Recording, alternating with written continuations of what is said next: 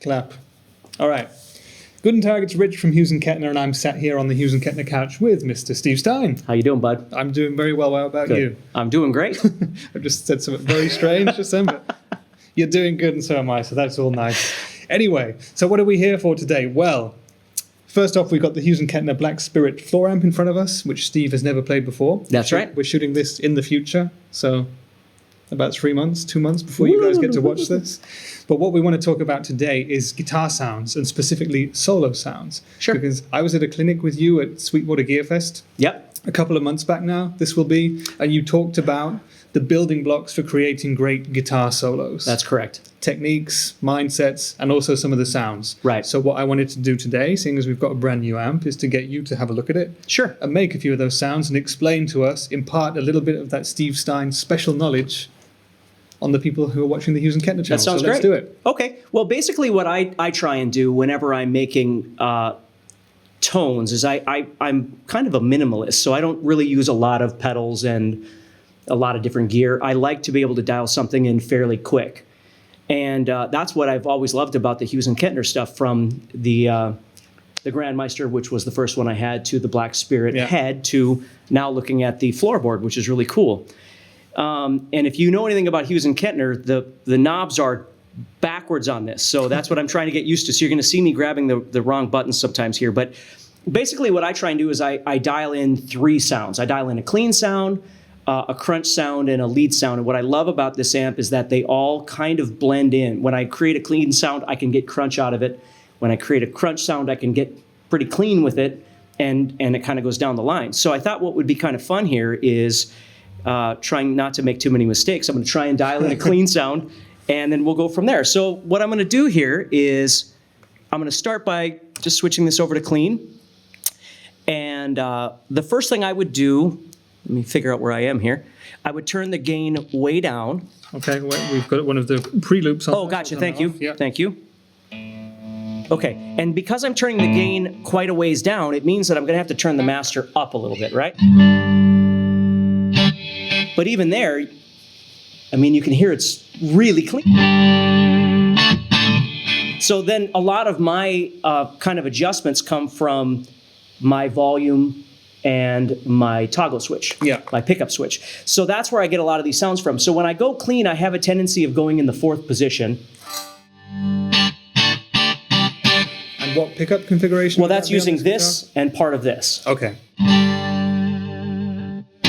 And again, what I love about this is I really don't have to change much of anything. I don't do a lot of dialing of bass and mid and treble on this particular amp. But if I was going to, I mean, just to show you, I could put those centered.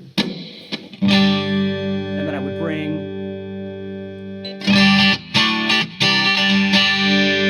those up just a little bit, and I think I'm good.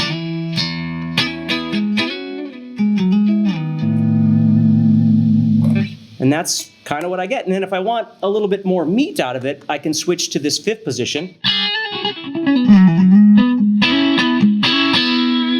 And it breaks up just a little bit. And that's the full neck humbucker now. That's right? this one, yeah. Okay. Yep.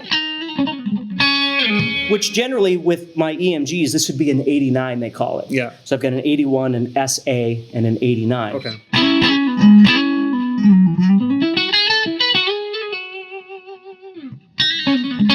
Now, to make that sound a little bit cooler, what I might do is I can hit the effects axis here and then bring the reverb up just a little bit, and then take my delay, slow it down,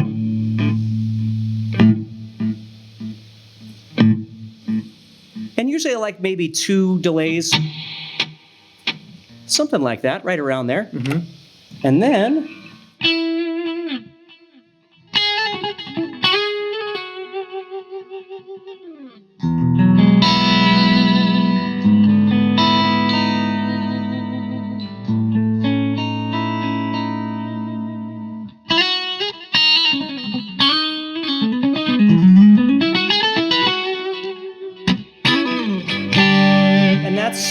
I'm done. Yeah. I mean, there's my clean sound.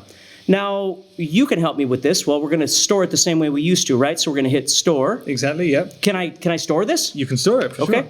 So I'm going to hit A, or There we go. Exactly, and it's safe. Okay. Now, before I move on, just to say this, because one of the new things with this floorboard that you were telling me is that we can now use this, so all 7 of these buttons, we can program something to each of those 7 buttons. Is that right? Exactly, yeah. It's a different mode. For you guys out there who might know the FSM foot switch that goes with the Black Spirit 200 ahead, the app that Steve plays, or the combo, that's basically got the same format as this. There's 7 buttons across the bottom there, and there are 3 different modes that you can use to bring up the sounds that you want. Right. You can use it like a standard amp in Stomp Box mode, where you've got 4 different buttons to control the 4 channels. You can bring in and out the modulation and delay sounds, and you can activate the boost on each channel. Then there's the preset mode, which lets you build up to 128 different presets in 32 banks of 4. Yeah. And there is the Direct 7 mode, which you just mentioned, where each one of these 7 switches gives you access to a certain sound. Right. So you can basically build 7 presets, and you've got access to all of them at the touch of one button. Right. Okay. So with that, because I've never had that before, what I would probably do is I would build this exact same tone, but I would take all of the reverb and delay completely out, and I would save it on 1. Then I would take that exact same thing, add reverb and delay back in, and save it on 2.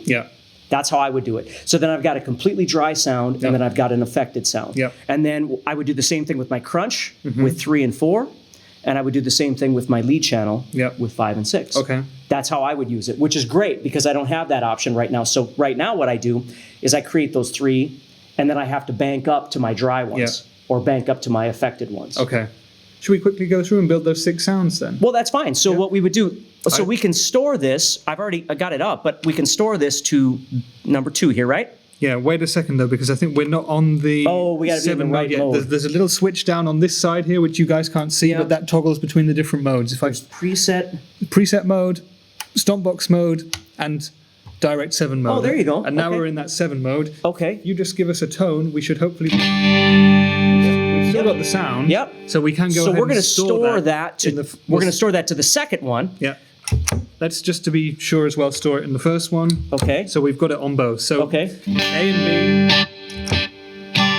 are the same sound. There you go. Perfect. Yeah. Okay. So then we'd go back to this one, and what I would do is I'd turn on the effects axis there, and I would turn off these, and there's my dry sound.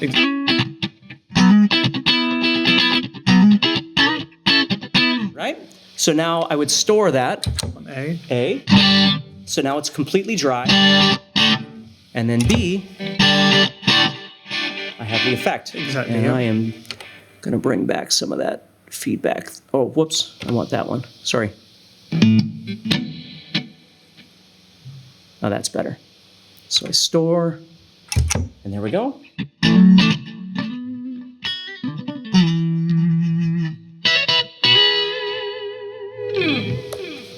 So you just play a little bit and we'll...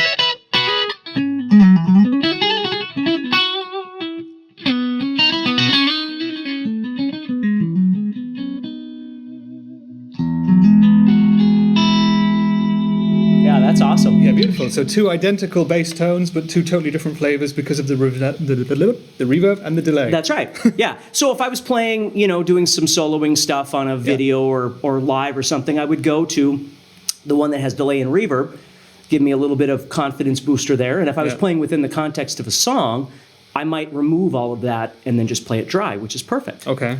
So now what we'll do is we'll move over to we're gonna program it into the bank 3 or whatever. I guess it wouldn't be bank. It'd be. I guess we'd just call it number 3. Number 3. Perfect. Okay. So what we're gonna do is we're gonna go to the crunch channel. Okay. And I'm going to turn that off because I want to be dealing with, and if you don't know, this effects access, what it does is it allows you to adjust the things that are on the bottom here. Where if I turn that off, now I'm adjusting the things on the top, which is what I want. So what I'm going to do is, first thing I'm going to do is drop back that delay quite a bit. Level, there we go. Just a teeny bit might be fine. And then... I think that's pretty good. Maybe a little more. Okay, so anyway, then what we're going to do is I'm going to take this sagging, and I tend to turn the sagging down a little bit and I'm sure you've got all kinds of videos that talk about sagging, but basically the idea, or sorry, that's the cab type. Actually, yeah, we're still on the bottom. So we're going to go to 6 here. Okay, and so if I turn that off, now I'm on the sagging part. Sagging. Yep. So do you want to explain real quick what sagging is, in case they don't know? Yeah, for all of you guys who've never heard the term sagging, it refers to tube power amps. It refers to kind of the amount of saturation, the amount of push that you give to a power amp section of a tube amp. Back in the day, people used to have to whack their amps up really, really loud to get great tones out of the tubes. This was in the days before master volumes, where you could push it at kind of room volume levels. So the more you would push your amp, the more you would push the power amp to within an inch of the edge of its life. Yes. And it would start to collapse in on itself, and you would get these magic sort of overtones, a bit of extra compression, and it would turn into those tones that we now listen to today and think, oh my God, what a sound that was. Right. And what the sagging knob is doing is, in an analog way, emulating that at any volume level you want. Right. So we can do it at this kind of conversation level. Yeah, right. Yeah. Which is cool. So for me, I don't use a lot of that. With the guitar tones that I grew up kind of listening to, that wasn't really something that I use. Now I use more sagging on my clean channel to break it up a little bit more. But as I hit the distortions a bit more, I tend to drop that down. So I'm going to take that sagging and turn it down to about 2.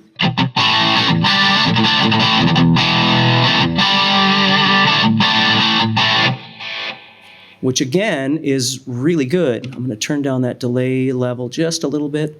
Yeah, because also like the more sagging that you have, the slightly slower the response of the amp, right? So if you're playing really tight riffage with a bit of distortion, you do probably want the sagging to be a little bit less than it would otherwise be. That's absolutely right. Yeah. That's an awesome way of putting it, because that's what I found. So when I'm doing clean stuff, it's nice to have that possibility of that breakup in there, because again, I'm always riding my volume.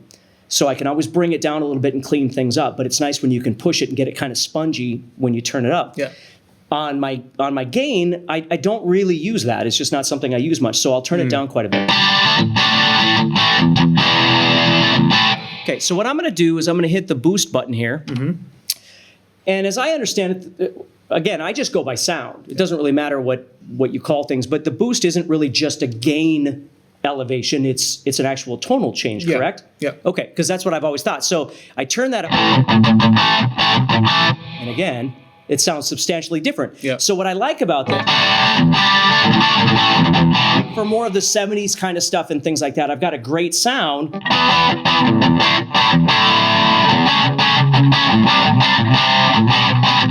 Very clean. Little bit of crunch in there, and then I can back off my volume, maybe go back to that 4th or 3rd position here. And I've got some real nice sounds for that sort of thing. Yeah.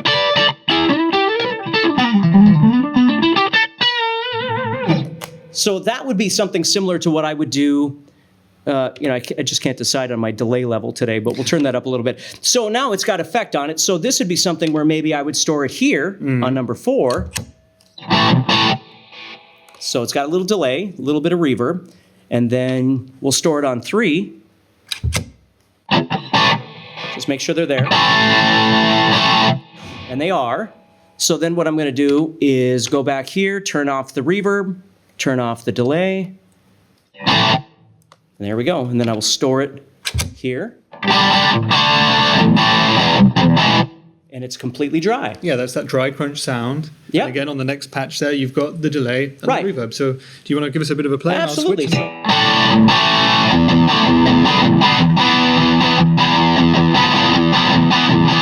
switch. And then that's what I would go to, and maybe I'd bring the delay up a little bit more, but that's what I might go to if I'm doing a solo.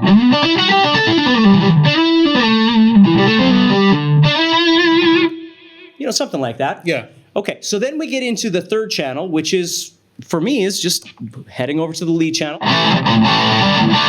Okay, we're going to leave that boost on. I'm going to turn the gain. There we go. I've got to turn that off, though. There we go. So turn the gain up.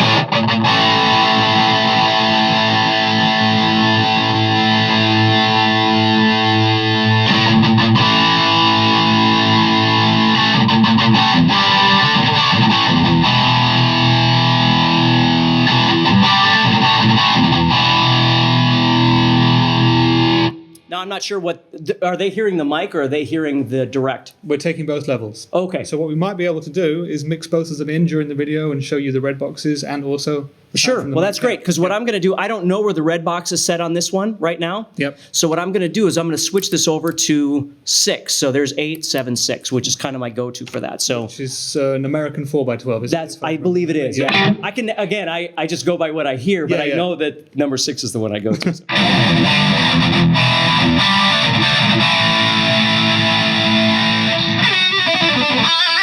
Yeah, I mean, and there's, even just with a little bit of reverb and not much.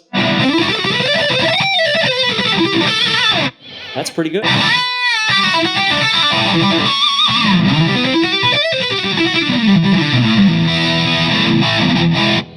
Yeah, and for everybody wondering about the complex EQ stuff that you might have been doing, it was not complicated at all. Pretty much everything is on 12 o'clock. The resonance, the presence, and the 3 EQ bands. Yeah. I mean, that's the thing, is it really is that much. Nothing is really boosted. Well, all I was doing was, I don't know how it was programmed prior, so I was just turning everything back to center, and then I can start from there, but I don't really need to go anywhere from there. You know, it's got, what I love about it too is, back in the day, it wasn't as easy to find amps that had presence and resonance control. But when you did, they sounded great and they really beefed up the sound. Yeah. So this has got presence, and resonance.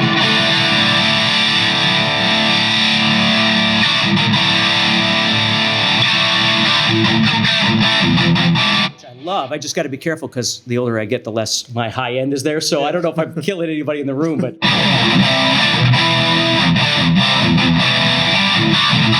I love that. And then I tend to keep the resonance down a little bit. You know, again, halfway up is perfectly fine. Now, what's really cool is there is a noise gate on here as well. Okay, so if I need a higher gain, let's say I'm playing in one of my metal bands or something, and I really need as much gain as I can get, I can always turn the gain up all the way. It's still really tight. It's not buzzy or.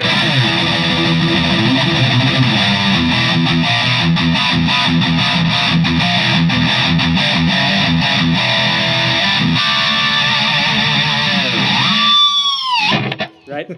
So I got all that there. So then what I can do is store that. And I could store that now, which is new for me. I could store that on 6. And then I'm going to store it again on 5. Mm-hmm. And then we're going to remove reverb, delay, which again is kind of cool because I've never done that before. So there we go. Yeah.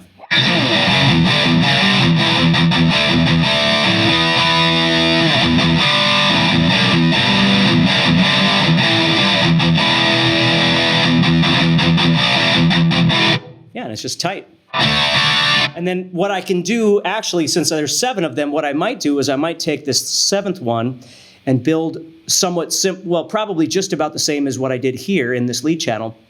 I might boost the mids up a little bit more, add a little bit more delay and reverb, and then that would be like my overall lead channel. Yeah. And then I'd be done. Yeah. That's all I would need. Yeah. So for you, this 7 preset mode switch here is quite a useful thing.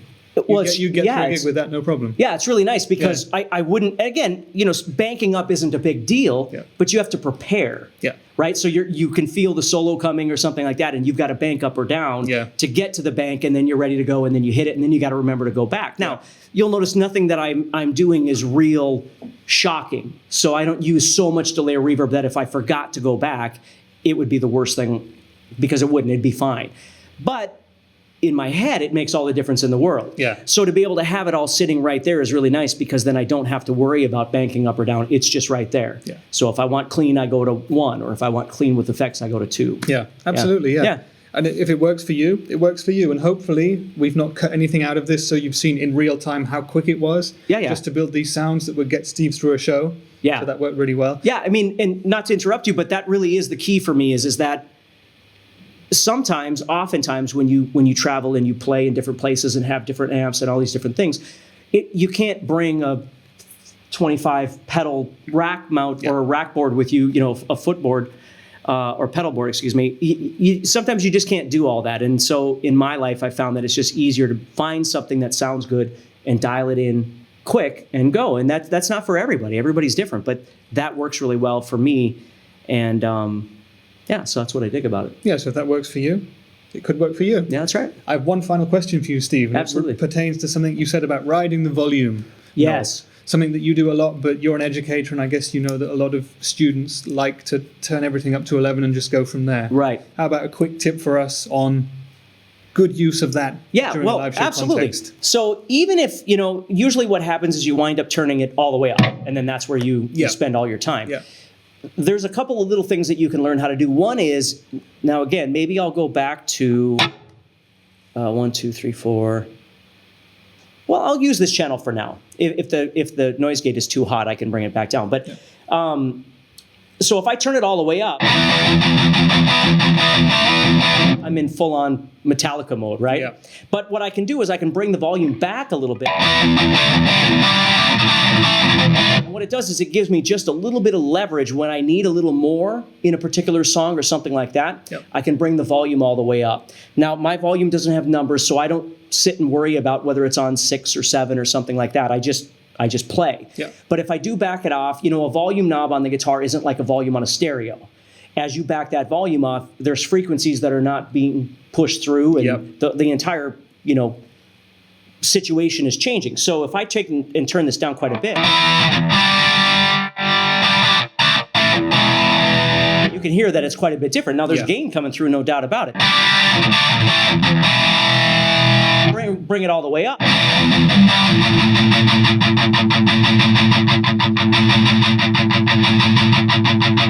So sometimes what's nice to do is you can set your amp to have more gain than you might need, and then roll your volume back and always play at that rolled back volume. And then when you need something, a solo or whatever it might be, you can always bring that back up. So that's one thing that I'll do with my volume. And then what I'll do is I'll go back to here. Okay, so this is a prime example of how I would use my volume in a situation like this. This is full on, but I don't normally play on this channel full on. I usually drop it down a little bit so I can get more of these kind of sounds.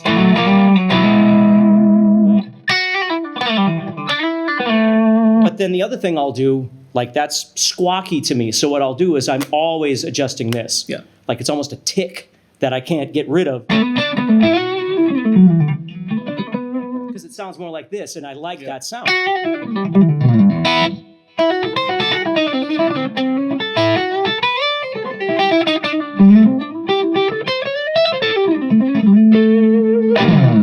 See? And if I want even less, I can drop it down into the single coil. And there. I mean, it's darn near clean, Yep.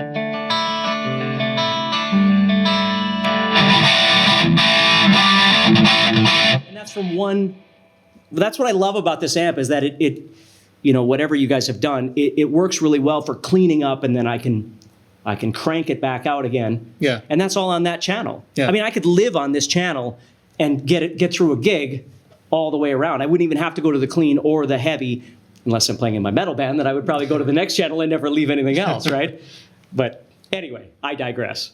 You do, yeah. So we did go from the 6 sounds to then saying that 1 sound would be enough with judicious use of the pickup selector and the volume knob, if you can do that. So learn how to ride that. And I would suggest at this point that if you need to know any more about any kind of this stuff, Steve Stine's the channel to go to do that, isn't it? Yeah, that'd be great. Yeah, please visit and subscribe and check out some of the stuff I do. If I can help you, that'd be awesome. Yeah, check Steve out. He's always playing the Black Spirit 200 head-in videos at the moment. So that's right. Some nice tones coming out from all those videos as well. Make sure to check us out at HughesandKettner.com. Check out our YouTube channel for plenty more on the Black Spirit 200 floor amp and all the other stuff that we do. I've been Rich from H&K, and we shall see you in the next video. Cheers.